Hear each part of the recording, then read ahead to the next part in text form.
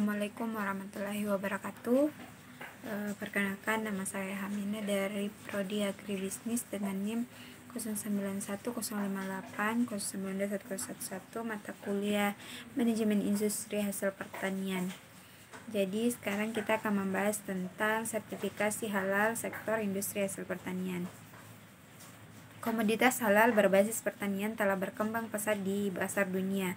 Namun, peranan Indonesia masih sangat rendah. Hal tersebut tidak terlepas dari rendahnya kesadaran masyarakat yang masih menganggap halal hanya sebagai isu agama semata. Tulisan ini berupaya untuk melihat sisi positif sertifikasi halal dalam memperkuat sektor industri berbasis pertanian. Dalam hal ini, perkembangan sektor industri berbasis hasil pertanian seperti industri pangan semakin mendunia dan hampir seperti tanpa batas. Kebutuhan pasar tidak lagi terbatas pada pasar domestik, namun sudah merupakan suatu keharusan untuk bisa memasuki pasar global. Industri pangan mulai mengambil bahan baku dari negara lain di seluruh belahan dunia. Menurut OKZ 2006, dia menyatakan bahwa sebagai konsekuensinya tuntutan masyarakat global terhadap kualitas dan keamanan pangan juga semakin meningkat. Setiap negara melakukan berbagai penyesuaian dengan mengeluarkan kebijakan untuk melindungi warga negaranya dari berbagai dampak negatif yang mungkin ditimbulkan dari globalisasi sektor industri berbasis hasil pertanian. Adapun filosofi halal dalam pandangan agama dan memahami perkembangannya, yaitu adanya masalah pangan sebenarnya sudah lama menjadi bahasan khusus dalam setiap agama di dunia ini. Pangan tidak hanya menjadi penanda terhadap tradisi yang sudah berjalan, namun juga menjadi alat dalam berbagai ritual peribadatan beragama. Karena merupakan bagian dari ritual kepercayaan, maka agama menjadi faktor penting yang menentukan apakah suatu boleh dimakan atau tidak, apakah ia boleh atau tidak, serta jenis apa saja yang boleh atau tidak untuk digunakan.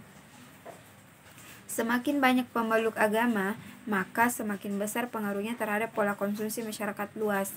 Berkenan dengan hal tersebut, perkembangan umat Islam yang cukup pesat di dunia ternyata juga memengaruhi sikap dan perilakunya sebagai konsumen. Adapun bahan pangan dan potensi pasar halal. Menurut Quran Surah Al-Maidah ayat 3 dan Al-Baqarah ayat 173, maka bahan yang jelas keharamannya adalah: yang pertama bangkai, yang kedua darah, yang ketiga daging babi, yang keempat binatang yang disembelih bukan karena Allah, yang kelima yang mati karena dicekik, yang keenam yang mati karena dipukul, yang ketujuh yang mati karena jatuh dari atas, yang kedelapan yang mati karena ditanduk, yang sembilan yang mati karena dimakan oleh binatang buas, atau kecuali yang sampai disembelih secara benar. Yang ke-10 yang disembelih untuk berhala.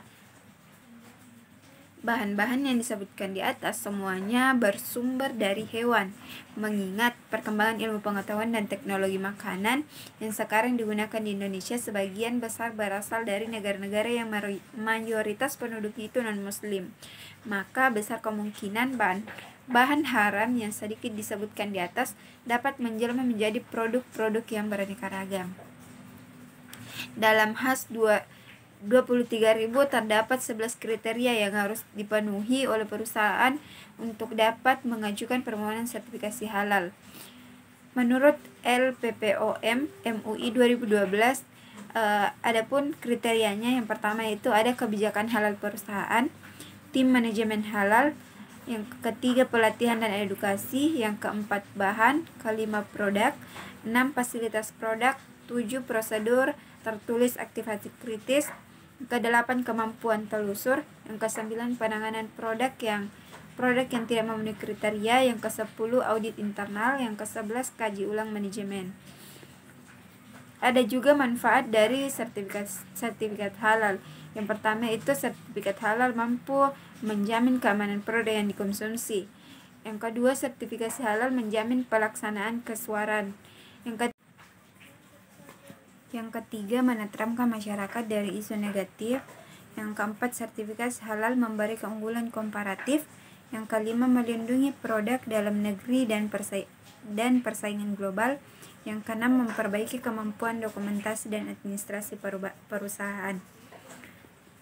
Itulah tadi materi pada hari ini, kurang lebihnya mohon dimaafkan. Wassalamualaikum warahmatullahi wabarakatuh.